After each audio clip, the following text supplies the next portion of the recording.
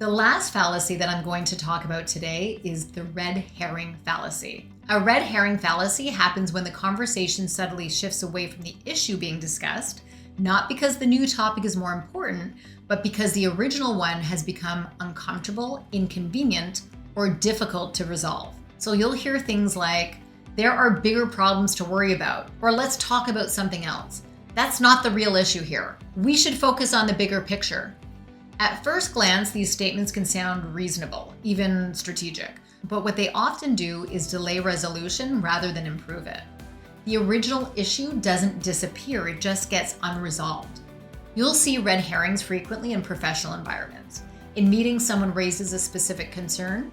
This process is causing delays, and the response becomes, let's focus on the market right now, or we should really be talking about long-term strategy. Those topics may matter, but they don't address the issue that was just raised. The conversation gets pulled sideways and the original problem remains untouched. Red herrings often show up when accountability is uncomfortable. A leader says, "Why did this deadline get missed?" And the response becomes, "Well, everyone is overwhelmed right now." That may be true, but it doesn't answer the question. The topic changed from what happened to how people feel, and resolution stalls here. Red herrings also appear frequently in relationships. A partner may bring up a concern and say, "When you cancel plans last minute, it really hurts." And the response is, "We have bigger issues than this.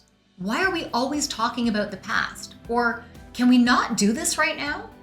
Those statements redirect the conversation away from the concern, often without ever returning to it. Over time, this creates resentment because problems don't get resolved, they get postponed. Here's the important distinction with red herrings. Not every important topic is important right now.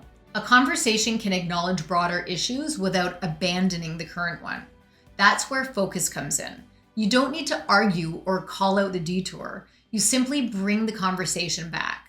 So a response to a red herring may sound something like, "That may be important. Can we finish addressing this first?" Or, "Let's park that and come back to it."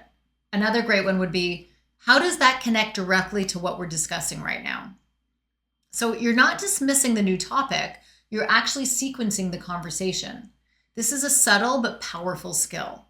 People who can maintain focus without becoming rigid are often experienced as strong communicators and effective leaders. This is because they don't let conversations drift endlessly and they don't avoid uncomfortable topics. They stay with the issue long enough to resolve it. When you start noticing red herrings, you'll catch them anytime a conversation suddenly jumps tracks right as it's getting uncomfortable. So that's your cue to slow things down and re-anchor. You're not being difficult, you're being clear, and focus is a great leadership and communication skill. Okay, so that was a lot. Let's step back and look at what all of this has in common. None of the fallacies we talked about today are about intelligence. They're not about bad people or bad intentions. They're about what happens when conversations get uncomfortable. When people feel threatened, rushed, emotional, uncertain, or under pressure, reasoning starts to slip.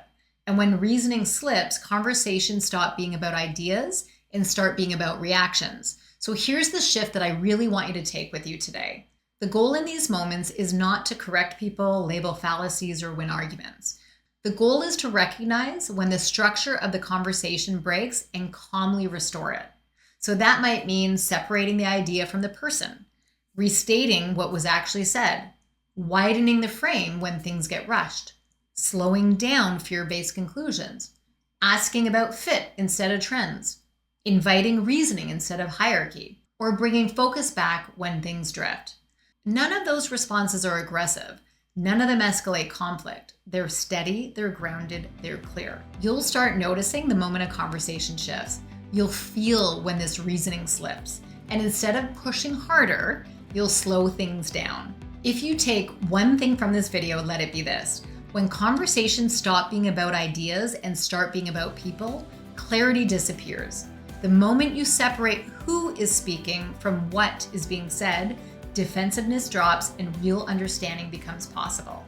So if this was helpful, this video is part of a full series on persuasive communication, where I break down how influence actually works in leadership, business, healthcare, and everyday conversations. And if this is the kind of skill that you want to keep building, make sure to like and subscribe. And of course, if you have any comments or ideas on some other topics of communication, persuasion, leadership, I'm happy to help and create more videos. Thank you so much for spending your time with me. I'll see you in the next video.